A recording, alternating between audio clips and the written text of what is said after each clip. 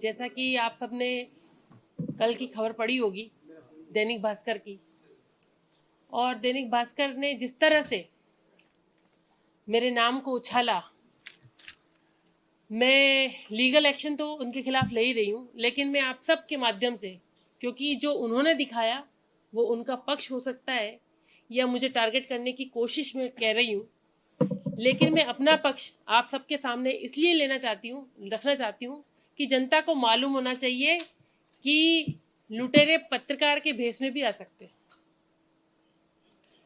आपको बताना चाहती हूँ कि एक मनमोहन माथुर नाम से एक व्यक्ति पिछले 6 महीने से मुझे फ़ोन करता है कि मैडम आपसे मिलना है। कई बार फ़ोन किया उसने कि मैडम आपसे मिलना है, लेकिन मेरी अभी तक कभी भी उससे मुलाकात नहीं हुई थी। वो कई बार मेरे जयपुर आवास पर भी आया, बयाना आवास पर भी वो ऋषि बंसल जी से भी मिल के गया, और कई बार उसने मिलने की कोशिश करी, पर मैंने उससे कोई मुलाकात नहीं करी। 9-10 तारीख में 9 दिसंबर और 10 दिसंबर को उसने फ़ोन किया कि मैडम आपसे मिलना है। 10 दिसंबर को बिना कोई समय लिए वो मेरे जयपुर आवास पर पहुंचा। मैं प्रवासी राजस्थानी वाले सम्मेलन में गई हुई थी, जो दिवस का कार्यक्रम था उसमें, तो मैं उससे सुबह नहीं मिली। वो शाम को भी मेरे घर पहुंचा। मैंने शाम को भी उससे मुलाकात नहीं करी। मेरे बच्चे से उन्होंने पूछा कि मम्मी पापा कब तक हैं यहाँ पर, तो मेरे बेटे ने कहा कि भाई मम्मी पापा तो मेरे सुबह चले जाएंगे, रात को लेट आएंगे और सुबह जल्दी बयाना चले जाएंगे। वो बिना किसी अपॉइंटमेंट के बयाना पहुंच जाता है। 11 तारीख को मुझे फ़ोन करता है कि मैडम मैं आपसे मिलने, बयाना आ गया 11 को। मैंने बोला कि आज मैं बिजी हूँ, बहुत शादियां हैं, तो अपन बाद में मिलते हैं। 12 तारीख को मेरा एक पारिवारिक छोटा सा आयोजन था, उसमें मैं गई हुई थी। वो 9 बजे ही व्यक्ति बिना अपॉइंटमेंट के मेरे ऑफिस पे आके बैठ गया, और जो लगभग 10:30-11 बजे का समय होगा, मैं वहाँ से लौट कर आई उस आयोजन में, और मेरे घर पर आया।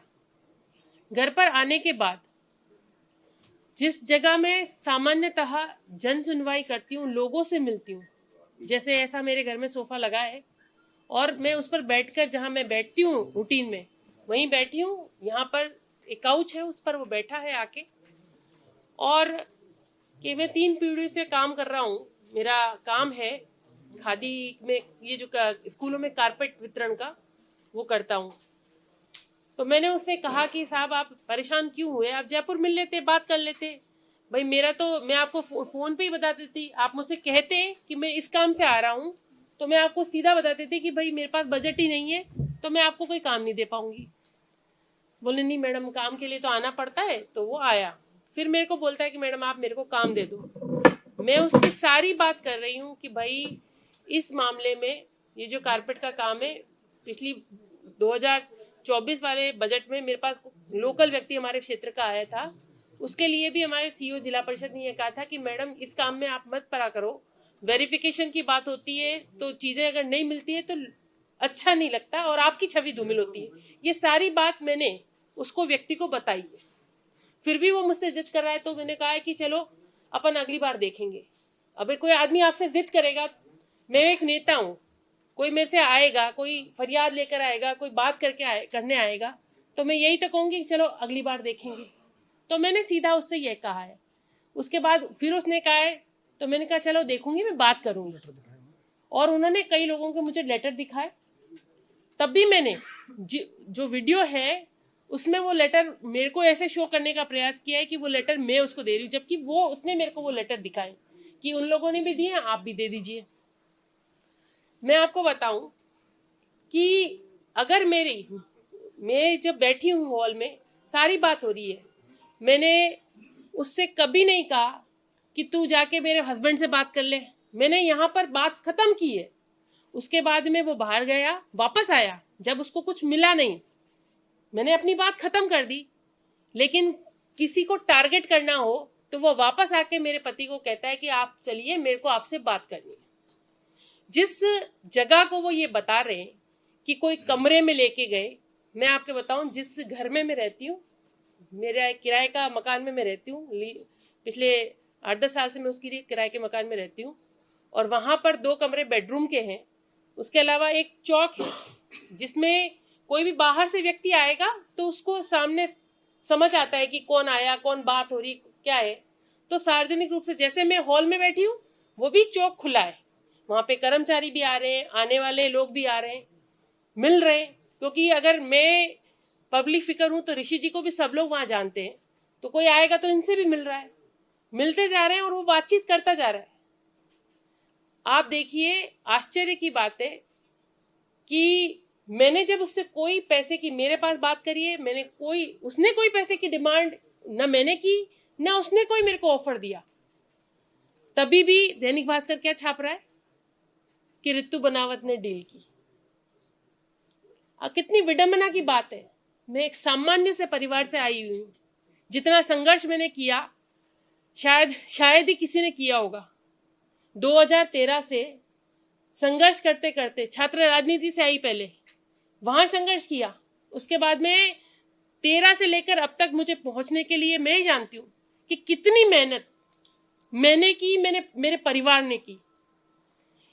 हर जगह व्यक्ति संघर्ष करता है और उसको धूमिल करने का जो प्रयास भास्कर ने किया, मैं इसकी कठोर निंदा करती हूँ। मैं ये कहना चाहती हूँ कि न भास्कर की वजह से, न किसी और की वजह से मैं चुनाव जीत के आई जनता के विश्वास पे। 40,700 वोटों से एक निर्दलीय उम्मीदवार जीत के आता है तो हर किसी के पचाने की बस की नहीं होती। और लगातार इन 2 सालों में आप मेरा रिकॉर्ड उठा के देखो कि जनता के हित की बात मैंने की है, जनता के हित की, हर एक समाज की बात हो तो मैंने की है। इसका खामियाजा वो मेरे साथ ये करना चाह रहे हैं कि इनको कैसे भी टारगेट करके इनकी छवि को धूमिल किया जाए। जब मैं चुनाव जीत के आई तो आपको बताना चाहती हूँ, चुनाव जीतने के तुरंत बाद ही कोई डीप फेक वीडियो का मामला था, जो मेरे संज्ञान में भी बहुत बाद में आया। फिर मैंने उनकी एफआईआर भी करी, सब कुछ किया। उसकी खबर भी सबसे पहले किसने छापी? भास्कर ने छापी। एक महिला की मर्यादा को उछालने का काम तब भी उन्होंने किया, अभी भी वही कर रहे हैं। साहब, मेरे से क्या दुश्मनी है? मेरा गुनाह ये है कि मैं जनता से, किसी भी व्यक्ति से सीधा मिल लेती हूँ, बात कर लेती हूँ, जनता से सीधे संपर्क में रहती हूँ। ये मेरी गलती है। मैंने उनको कभी भी नहीं कहा कि ऋषि जी से मिलो। वो ऋषि जी से जाके बात कर रहा है। पूरा वीडियो आप देखिए, कई जगह तो वो एडिट किया हुआ है। अगर उनको पूरी सच्चाई जनता के सामने लानी, पूरा वीडियो ले आओ आप, जो ऋषि जी से बातचीत हुई है, जो मुझसे बातचीत हुई है, पूरा वीडियो लेके आओ ना। आप में दम है तो। आप कैसी पत्रकारिता कर रहे हो? अगर आप सच्ची पत्रकारिता कर रहे हो, पूरा वीडियो लेके आओ। दूध का दूध, पानी का पानी होगा। मेरे पति ने, मेरे किसी परिवारजन ने या मैंने अगर एक भी बार कोई डिमांड उस पूरे वीडियो में की है तो आप कहोगे जब मैं इस्तीफा देने को तैयार हूं। कोई डिमांड हमने नहीं की है, कोई पैसा इन्होंने नहीं लिया। आप वीडियो में देख पा रहे होंगे, ना, नहीं, बिल्कुल नहीं, मेरे यहां नहीं चलता, ये शब्द ऋषि जी ने काम में लिए। आप देख पा रहे होंगे सब कुछ। तो जब हमने ना कहा, इसका मतलब क्या है भाई? मैंने तो हाँ या ना कुछ कहा ही नहीं, उससे मना ही किया। और ऋषि जी ने अगर ना कहा तो ना का मतलब ना नहीं होता है क्या? ना का मतलब ना ही होता है ना। बिल्कुल नहीं कह रहा है व्यक्ति। 50,000 हाथ में रखने के बाद उसने पूरी बात उसने की है कि इतना परसेंट ले लो, उतना परसेंट ले लो। ये तो शॉक्ड हो गए कि ये हो क्या रहा है। इन्होंने, मेरे पास खबर नहीं छपी उससे पहले, हम आपस में बात नहीं कर पाए, तो इन्होंने शाम को मुझे बताया, भाई ये हो क्या रहा है, इतने परसेंटेज की बात हो रही है। तो ये खेल समझने के लिए इन्होंने उसकी बात सुन ली कि ये हो क्या रहा है। क्या ये इनकी गलती थी? इसका मतलब आप करना क्या चाह रहे हो? भाई, रितु बनावत एक सामान्य परिवार से आई महिला है, जिसके कोई राजनीतिक आपका वो नहीं है कि पोर्टफोलियो हो कि मेरे पिताजी कोई अमीरजादे हो या मेरे पिताजी कोई पॉलिटिशियन हो या मेरे ससुराल वाले कोई पॉलिटिशियन हो, ऐसा कुछ भी नहीं है। मैं सामान्य परिवार से आई, संघर्ष कर कर यहाँ तक पहुंची, और वो इजी टारगेट है लोगों के लिए। मेरी पृष्ठभूमि इजी टारगेट हो गई आपके लिए। मेरे को सीधा सीधा ये लगता है कि नाम मेरा लेकर ब्लैकमेलिंग औरों के साथ चल रही होगी। ये बड़ा षड्यंत्र है ब्लैकमेलिंग का, क्योंकि भास्कर की कई चीजें सामने आ रही हैं। लगातार लोग कह रहे हैं, आप देखिए भास्कर ऐप पर कोई खबर छपती है, कोई खबर आती है करप्शन की, पर सुबह पेपर में नहीं आती। ये क्या विषय है साहब? किसी व्यक्ति की कोई खबर ऐप पर चलती है, पेपर में नहीं आती, ये क्या है? ये ब्लैकमेलिंग नहीं है? उनको पता है भास्कर वालों को कि भैया यहां से कुछ मिल नहीं सकता आपको, कहीं यहां से पैसा देने की स्थिति इसकी है नहीं है, लोगों के विश्वास पर चुनाव लड़ी हुई महिला है, तो यहां से कुछ मिलेगा नहीं, तो ब्लैकमेलिंग करी नहीं, सीधा खबर छाप दी लोगों दूसरों को डराने के लिए। ये क्या है? पत्रकारिता को पत्रकारिता रहने दो साहब, और हम जैसे लोगों को जो संघर्ष से आगे बढ़ते हैं उनको बख्श दो। उनको डिफेम करने का काम मत करो आप। मैं साफ साफ शब्दों में कह रही हूं, इसके खिलाफ लीगल एक्शन में लेने वाली हूं। कल मैंने बयाना में प्रेस कॉन्फ्रेंस करी अपने इलाके में, तो आज भास्कर का स्टेटमेंट आप देखिए। आज भास्कर का स्टेटमेंट बदल दिया। कल लिखा है, कल की खबर है ये, कि निर्दलीय रितु से 40 लाख की डील। इसका मतलब मेरे से हुई ना डील, विधायक निधि की सर्वे सर्वा मैं हूं, तो मेरे से डील हुई, ये लिख रहा है भास्कर। आज बोल रहा है एमएलए ने खुद हाँ भरी, पति ऋषि बंसल ने 40 लाख की डील करी, सबूत क्यूआर कोड पर। इसमें आगे लिख रहा है भास्कर ने यह प्रकाशित भी नहीं किया कि बयाना विधायक ने पैसे लिए, लेटर दिया या उनके सामने बात हुई। तो साहब जब बात भी नहीं हुई पैसे की, लेटर भी आपको कोई नहीं दिया, तो आपने डील मेरे नाम से कैसे कर दी भाई? सीधी बात है कि नहीं? मैंने कोई लेटर नहीं दिया, आप कैसे लिख सकते हो मेरे बारे में? सबूत की बात आप कर रहे हो, आप अपना वीडियो खुद तो समीक्षा कर लो साहब। उस आदमी ने मना कर दिया कि नहीं लेने, 50,000 हाथ में रखने के बाद वो व्यक्ति जो मेरे घर आया, वो व्यक्ति लगातार ये बोल रहा है कि आप 2026 का लेटर हमको दे दो। उस वीडियो को एडिट किया गया पार्ट है जो नहीं दिखाया, उन्होंने एडिट किया है, उसको डिलीट कर दिया उस पार्ट को, जिसमें वो कह रहा है कि 2026 का दे दो, हम आपको 20% दे देंगे, अभी दे देंगे, ये उसने तक कहा है। तो जुर्म या आरोप किस पर है, ये सोचने वाली बात है। और मैं भास्कर को सख्त चेतावनी दे रही हूं, ये गलत है, माफी मांग लो। लीगल एक्शन तो आपके खिलाफ लूंगी मैं। विधिक राय के लिए न्यायालय का दरवाजा, न्यायालय का दरवाजा तो विधिक राय लेके खटखटाऊंगी। प्रेस काउंसिल ऑफ इंडिया जो है उसमें भी आपकी शिकायत करने वाली हूं, क्योंकि आप किसी के छवि को इस तरह धूमिल नहीं कर सकते, और ये बिल्कुल ठीक नहीं है। और अगर हम सामान्यतः किसी से बातचीत करते हैं, आप और मैं बात कर रहे हैं, मेरा सोचना अलग हो सकता है, आपका सोचना अलग हो सकता है। अगर इन्होंने उससे बात करी तो ये अपना पक्ष रखेंगे, ऋषि जी बताएंगे कि ये क्या सोच रहे थे उस समय। मेरे विधायक निधि का 5 करोड़ 5 लाख का काम अनुशंसा जो है वो मैं पहले ही दे चुकी। 12 तारीख से पहले वो अनुशंसा बहुत पहले हो चुकी।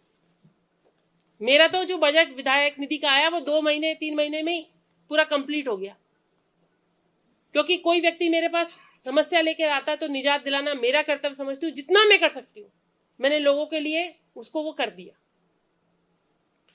और मैं खुद उनसे बात कर रही थी कि मैंने कहा आपने इतनी बात करी उससे, समझने की प्रयास कर रही थी कि भाई आपने उससे इतनी बात कैसे कर ली, क्योंकि मैं जानती हूँ पैसे के मामले में तो ये बोले, मैं तो शौक रह गया कि 30-40% कहां तक जा रहा है भाई, ये खेल चल क्या रहा है।